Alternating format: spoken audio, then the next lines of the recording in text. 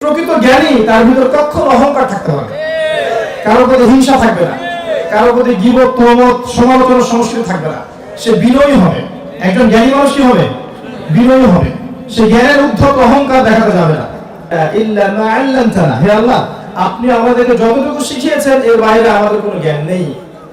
এরপর যখন আদম আলাইহিস সালামকে জিজ্ঞেস করা হলো তিনি সব নাম বলে দিলেন।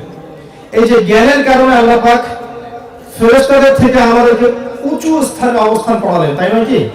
আচ্ছা, এরপরে আবার আল্লাহ পাক বললেন যে ওয়াইজ কুলনা লিল মালাইকাতি ইসজুদু লি আদম, এখন হে ফেরেশতারা তোমরা আদম আলাইহিস সালামকে সিজদা করো। নূরের ফেরেশতাদেরকে আল্লাহ পাক মাটির আদমকে সিজদা করতে বললেন।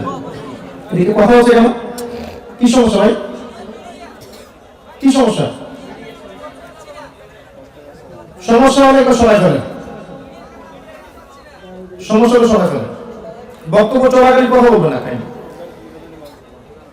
আমি যে গতিটা হারাচ্ছি এতে করে কিন্তু লেকচারের ক্ষতি হবে। যদি কারো কিছু বলার থাকে লেকচারটা শেষ হোক তারপরে, ঠিক আছে ইনশাআল্লাহ। এখানে দেখেন আল্লাহ রাব্বুল আলামিন আদম আলাইহিস সালামকে জ্ঞানের কারণে সম্মানিত করলেন, তাই নয় কি? অন্য কোনো কারণে কি? শারীরিকভাবে কি আমরা বেশি শক্তিশালী ছিলাম? জ্ঞানের কারণে। আল্লাহ পাক ফেরেশতাদেরকে সিজদা করতে বললেন আরেকটা কারণ আছে, কারণ ফেরেশতারাই কিন্তু বলেছিলেন আতাজআলু ফিহা মা ইউফসিদু ফিহা ওয়া ইয়াসফিকু দিমা, আপনি কি এমন কোন সৃষ্টি পৃথিবীতে পাঠাতে যাচ্ছেন খলিফা করে যারা পৃথিবীতে রক্তপাত ঘটাবে এবং কি করবে? ফাসাদ সৃষ্টি করবে। আসলে বাহ্যিকভাবে আমরা তাই করছি না? পৃথিবীতে রক্তপাত ঘটাচ্ছি না? খেয়াল করে দেখবেন বিগত 100 বছরে পৃথিবীর একটা সভ্যতা এই পৃথিবীর যতগুলো মানুষকে হত্যা করেছে, এর আগের হিস্ট্রি গুলো ভেবে দেখবেন অতগুলো মানুষ লাস্ট 100 বছরে নিহত হয়েছে, এর সন্দেহ আছে। খেয়াল করে দেখবেন, হিস্ট্রি পড়েন দেখবেন। এই প্রথম বিশ্বযুদ্ধের হিস্ট্রি গুলো পড়েন, দ্বিতীয় বিশ্বযুদ্ধের হিস্ট্রি গুলো পড়েন, আর সামনে হতে যাচ্ছে আল্লাহু আলাম থার্ড ওয়ার্ল্ড ওয়ার, তখন দেখবেন আরো কি হয়। তো এই যে এতগুলো মানুষকে হত্যা করা, এর আগেও মানুষ হত্যা হয়েছে, কিন্তু এইভাবে একটা বোম ফেলে একটা শহর তৈরি দেওয়ার মতো ঘটনা ঘটেনি। হয়েছে? তো এটা কিন্তু ফেরেশতারা বলেছিলেন আতাজআলু ফিহা মা ইউফসিদু ফিহা ওয়া ইয়াসফিকু দিমা, আপনি কি এমন কোন সৃষ্টি পাঠাচ্ছেন যারা পৃথিবী থেকে রক্তপাত ঘটাবে, এই দেখেন, এবং ফাসাদ সৃষ্টি করবে। সূরা রুমে চলে যান, সূরা রুম আল্লাহ পাক বলেছেন যাহারা ফাসাদু ফিল বাররি ওয়াল বাহরি বিমা কাসাবাত আইদিন নাস, জলে এবং স্থলে যত বিপর্যয় ছড়িয়ে পড়েছে সব মানুষের হাতের কামাই। মানুষের হাতের কামাই। পরিবারের ফিতনা কার কামাই? আমার কামাই। ধর্মের ফিতনা কার কামাই? আমাদের কামাই। এই যে আমাদের সামাজিক ফিতনাগুলো কার কামাই? আমাদের হাতের কামাই। বৈশ্বিক ফিতনাগুলো কার কামাই? আমাদের হাতের কামাই। গরু ছাগল হাঁস মুরগি এগুলো করছে? করেনি। যেই মানুষ আর জিনকে শুধুমাত্র পৃথিবীতে আল্লাহর ইবাদত করার জন্য সৃষ্টি করা হয়েছে, তারাই পৃথিবীতে ফাসাদ সৃষ্টি করেছে। তবে এর বাইরে আল্লাহর কিছু নেককার বান্দা আছেন এবং থাকবেন যারা আল্লাহর ইবাদত হবে না ইনশাআল্লাহ। প্রত্যেক যুগে ছিল, এখনো আছে, থাকবে ইনশাআল্লাহ। এই পয়েন্টে আসেন আল্লাহ পাক জ্ঞানের কারণে নূরের ফেরেশতাদেরকে দিয়ে আদম আলাইহিস সালামকে সিজদা করালেন। তাহলে জ্ঞানটা কত ইম্পর্টেন্ট বিষয়, এবং এই জ্ঞানটা আল্লাহর পক্ষ থেকে এসেছে, তাই নয় কি? আমাদের মধ্যে আগে থেকে জ্ঞান ছিল না, আল্লাহ শিখিয়েছেন। তো এখন এই জ্ঞানের কারণে যে মানুষকে আল্লাহ পাক এত সম্মানিত করলেন, প্রত্যেক যুগের দিকে তাকিয়ে আমরা যদি দেখি তাহলে দেখব যারা আল্লাহর নাজিল করা জ্ঞান অনুযায়ী আমল করেছে, সমাজে চলেছে, চালানোর চেষ্টা করেছে, তারা সফল হয়েছে। আল্লাহর ওহীর জ্ঞানকে অবজ্ঞা করেছে, অস্বীকার করেছে, কুফরি করেছে, তারা কোনো যুগে টিকতে পারেনি। এই মূলনীতির আওতায় পৃথিবী চলছে। আমি দেখাচ্ছি আপনাকে। এরপরে আদম আলাইহিস সালামকে বলা হলো তার স্ত্রী হাওয়া আলাইহিস সালাম তার সাথে জান্নাতে থাকতে, এবং একজন সত্তা তাদেরকে সিজদা করেনি। সে কে? ইবলিস নয় কি? ইবলিস কি জ্ঞানী ছিল না? ছিল না? সে কি অনেক উঁচু র‍্যাঙ্কের হয়ে যায়নি ইবাদত করতে করতে? হয়েছিল। কিন্তু কি কারণে সে অভিশপ্ত হলো?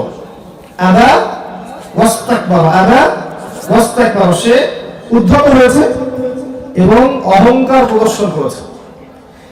আমি যদি অনেক বড় ডিগ্রি সার্টিফিকেট অর্জন করি, সেকুলার সিস্টেমে হোক অথবা মাদ্রাসা সিস্টেমে হোক, আমার ভিতরে যদি অহংকার থাকে আমি প্রকৃত জ্ঞানী নই।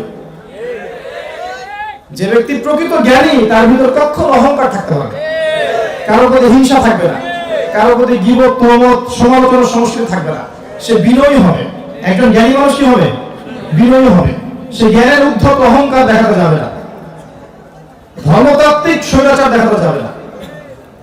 কোন কোন ক্ষেত্রে আমরা ধর্মীয় ক্ষেত্রে স্বৈরাচারী মনোভাব দেখাই, এই চেয়ারের অধিকার শুধু আমার, সেখানেও কেন বসবে, এটা ধর্মতাত্ত্বিক স্বৈরাচার।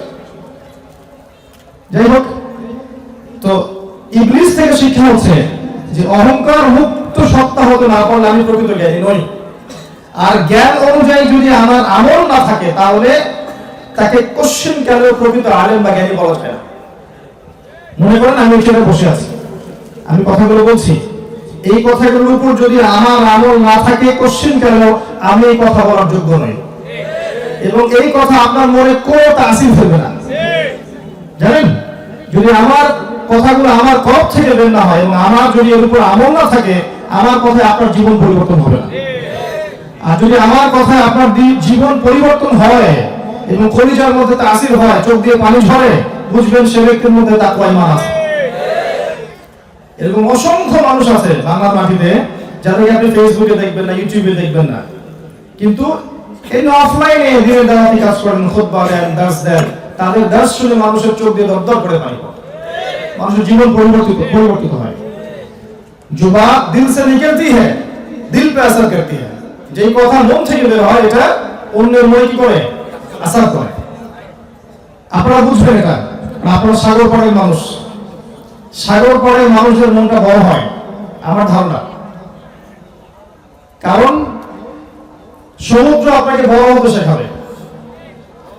আমি একজন ক্ষুদ্র মানুষ, বিকেলে সাগর পাড়ে গিয়ে দাঁড়ালাম, বিশাল সমুদ্র, শক্তিশালী, প্রচন্ড শক্তিশালী, এবং তার গর্জন শুনলে বোঝা যায় তার ভিতরে কত শক্তি, তাই না? আমি তার সামনে গিয়ে দাঁড়ালাম, সে বিনয়ের সাথে আমার পা ধরে দিল। আমার কথা বুঝতে পারছেন? সে বিনয়ের সাথে আমার পা ধরে দিল। সুবহানাল্লাহ, চিন্তা করেছেন? কিন্তু এই মানুষ, আমি যদি আল্লাহর অবাধ্য হই, তখন আল্লাহ ওই সমুদ্রকে আদেশ করবেন এদের সবাইকে উড়িয়ে দাও। তখন আল্লাহ আদেশে সে দেখবেন সবাইকে ঝড়, ঘূর্ণিঝড়, জলোচ্ছ্বাস উড়িয়ে দিয়েছে। প্রকৃতি আল্লাহর আনুগত্য করে, আসমান, জমিন, পাহাড়, পর্বত প্রত্যেকটা বিষয় আনুগত্য করে। আফালা ইয়ানজুরুনা ইলাল ইবিলি কাইফা খুলিকাত ওয়া ইলাস সামাই কাইফা রুফিআত ওয়া ইলাল জিবালি কাইফা নুসিবাত ওয়া ইলাল আরদি কাইফা সুতিহাত। আল্লাহ পাক কোরআনে বলেছেন। উট থেকে শিক্ষা দিতে বলেছেন। একটা উট দেখবেন পানি না খেয়ে নিজে তৃষ্ণার্ত থেকে আপনাকে মরুভূমিতে সফর করাবে, দেখেছেন? সামা, আকাশে দেখেন, আকাশ আপনাকে বুকে জড়িয়ে রাখবে জমিনটাকে, কোনো কষ্ট জমিনের উপর আসতে দিবে না মহাকাশ থেকে। পাহাড় আপনাকে দৃঢ়তা শেখাবে যে মানুষ আপনাকে যত ভালো মন্দ যাই হোক না কেন, আপনি হকের উপর থাকলে আপনার দৃষ্টান্ত ওই পাহাড়ের মতো। আর পাহাড় শুধু দৃঢ়ই থাকে না, শান্ত থাকে। পাহাড়কে দেখবেন শান্ত থাকে এবং দৃঢ় থাকে।